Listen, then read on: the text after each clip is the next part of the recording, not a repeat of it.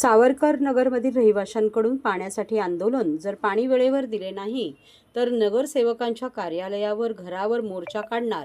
मडके फोडून महिलांनी केला नगरसेवक व ठाणे महानगरपालिकेचा निषेध.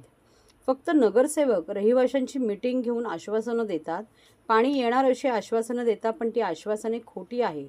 MMRDA मैदानावर नवीन टाकी बांधून देऊ अशी आश्वासने देऊन रहिवाशांची फसवणूक करतात. अशा भूलथापांना आता सावरकर नगर माडा वसाहतमधील रहिवासी बळी पडणार नाहीत.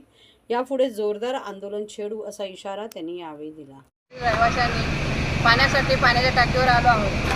पाण्याचे आश्वासनं वेगवेगळ्या प्रकारे वेगवेगळे नगरसेवक दिले जातात.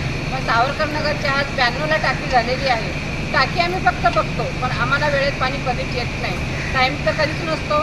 तो पण पाणी देतील त्यावेळेस सर्वांना देऊन राहिलेलं पाणी सावरकर नगर येतं. सावरकर नगरचे लोक पाण्याचे बिल भरत नाहीत का, टॅक्स भरत नाही आहेत का? मग सावरकर नगरवर हा अन्याय का? बाजूच्या ज्ञानेश्वर नगरला, लोकमान्य नगरला, इंदिरा नगरला पाणी जर मुबलक भेटतं तर मग सावरकर नगरला का नाही भेटत? मग आमच्या नगरसेवकांना निवडून दिलं पब्लिकने, मग आमचे नगरसेवक साधं पाण्याची पण पूर्तता करू शकत नाहीत. मग अर्थ काय त्याला? मग हे कधी करणार तुम्ही? फक्त पाण्याच्या मिटिंगी घेता, पाण्याचे काय प्लॉट बघितले जातात. टाकी आहे, बाजूला टाकीचं काम चालू आहे, ते तरी पूर्ण करा. प्लॉट बघतात, पाण्याचे आश्वासनं देता, मग वेळेवर पाणी पब्लिकला देणार कधी तुम्ही? पाणी जर वेळेवर नाही भेटलं तर आता आम्ही एवढ्या संख्येने आलो, ह्याच्यानंतर अमाप संख्येने तुमच्या कार्यालयावर मोर्चे होतील, तुमच्या घरावर मोर्चे होतील.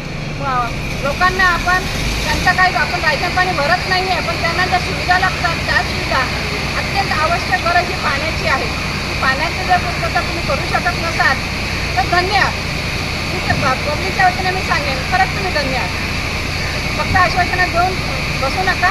पाणी हे मिळालंच पाहिजे. नाही मिळालं तर अन्यथा आम्हाला मोर्चा घेऊन आम्ही महापालिकेवर पण लढू.